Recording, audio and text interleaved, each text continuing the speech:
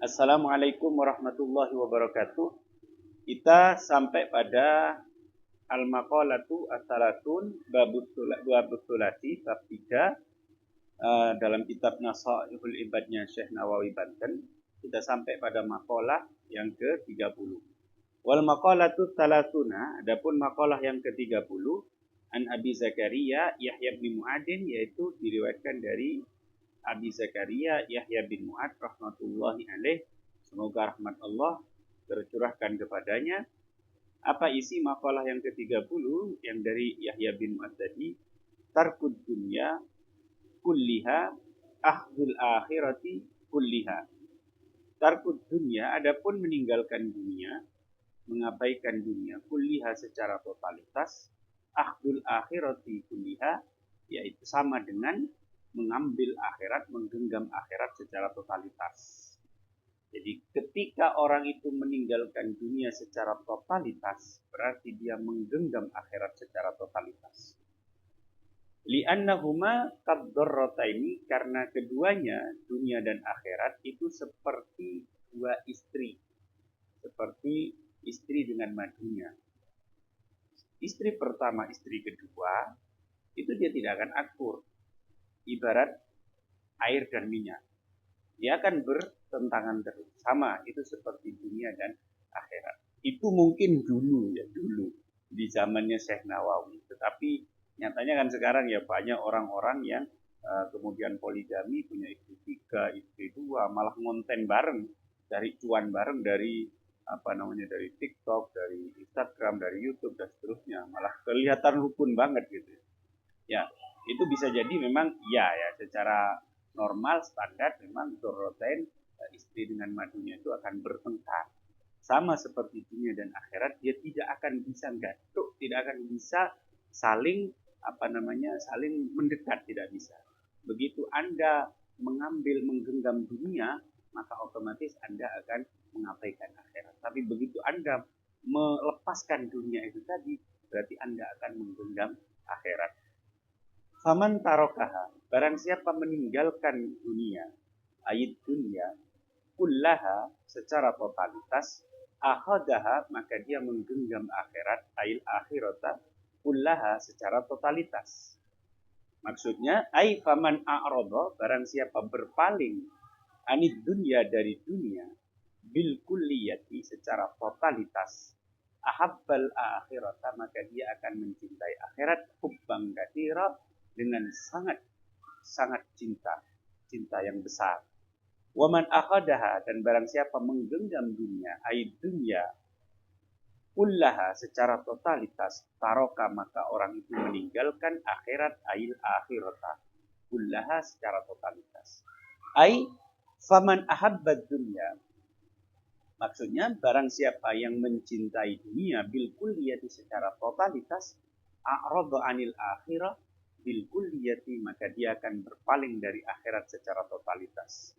Fa'ahduha bitarkiha, sehingga menggenggam akhirat itu harus dengan meninggalkan dunia. Ai fahubbul akhirati, maksudnya adalah mencintai akhirat, sababul i'radi itu menjadi penyebab berpaling anid dunia dari dunia.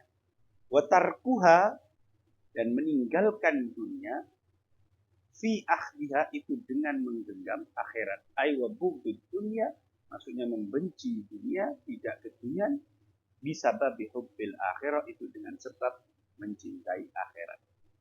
Nah, itu yang disampaikan oleh Hadratus Syekh Al-Hafidz Ibnu Hajar Al-Asqalani, yang kemudian disarai oleh Syekh Nawawi Banten di dalam Nasaihul Ibad tadi. Cuma catatan saya begini, tidak boleh kemudian orang berpedoman secara totalitas begitu, langsung dia kemudian mengabaikan dunia sama sekali.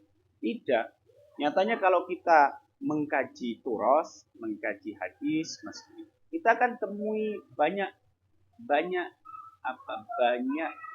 contoh, banyak role model di dalam hadis itu, di mana Nabi mengapresiasi orang yang bekerja. Nabi malah memarahi orang yang sudah punya tanggung jawab anak dan istri tapi dia tidak mau bekerja dan seterusnya.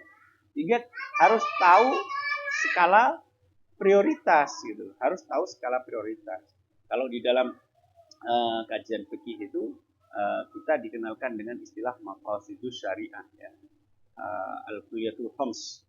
Ada tujuan syariat diadakan itu kan yang pertama hifdzuddin, menjaga agama. Kemudian hifdzun nafas, menjaga jiwa.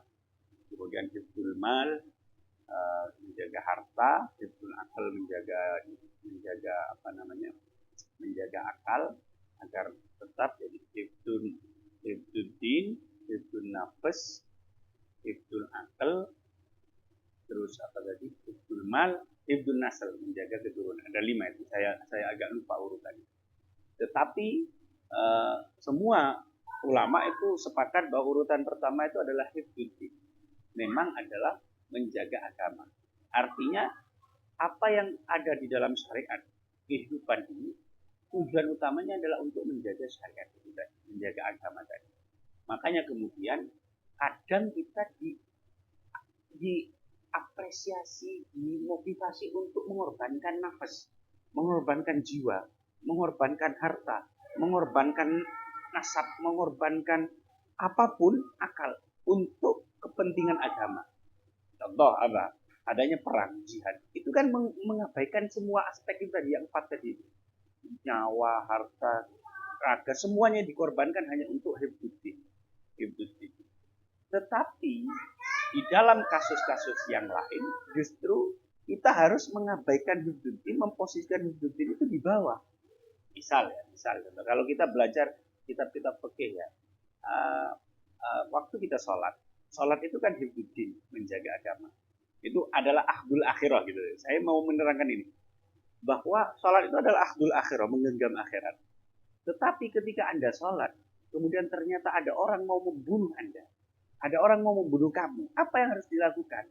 Kan kalau ada orang mau membunuh kamu, kemudian kamu membela diri, itu berarti kamu melakukan hifdzun nafas, menjaga nyawa, menjaga jiwa. Dan itu posisinya di nomor urut 2 kalau di dalam maqasidus syariah. Tetapi dalam kasus ini semua ulama itu sepakat bahwa dalam kasus seperti ini Anda harus berhenti sholat dan membela diri kamu.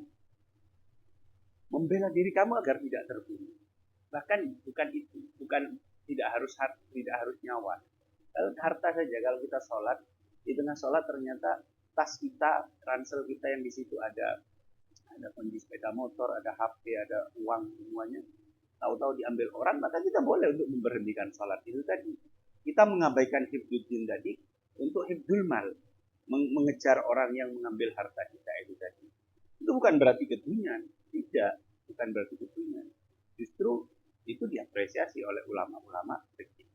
Makanya saya tidak setuju kalau ada gempa misalnya, pernah beberapa tahun yang lalu ada gempa di Lombok atau di mana, kemudian ada orang sholat, sudah tahu gempa begitu, imamnya tetap terus saja dan mengabaikan itu, dan itu terekam, kemudian itu banyak orang mengapresiasi. Menurut saya itu kekonyolan, karena apa? Kita dalam kasus seperti itu hifdzun nafas itu didahulukan daripada hifdzuddin untuk menjaga sholat. Sholat bisa nanti, tapi menyelamatkan nyawa itu harus dipentingkan. Itu ya, sehingga agar kita bisa memposisikan dawuhnya siapa Yahya bin Mu'ad yang dikutip oleh Syekh Ibnu Hajar al-Asqalani dan disarai oleh Syekh Nawawi Banten tadi, bahwa ada tarkud dunia, mengabaikan akhirat, tarkud dunia menanggalkan dunia, akhdul akhirati, menggenggam akhirat. Itu tidak serta-merta kemudian aku pokoknya wis ngaji tok, aku pokoknya majlisan tok, aku pokoknya sholat tok, orang tahu nyambut gawe blas, anak turunnya kemudian diabaikan. Nah, itu juga menjadi satu kesalahan yang fatal, dan yakin sekali saya bahwa Nabi akan murka dan marah terhadap sosok yang seperti itu. Jadi orang itu harus tahu makomnya.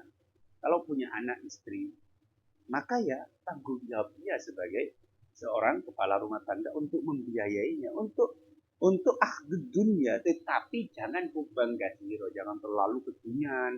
Ya sudah, kita mencari dunia dengan tujuan untuk melakukan kewajiban yang memang dibebankan kepada kita sebagai laki-laki, sebagai kepala rumah tangga. Wallahu a'lam bishawab. Assalamualaikum warahmatullahi wabarakatuh.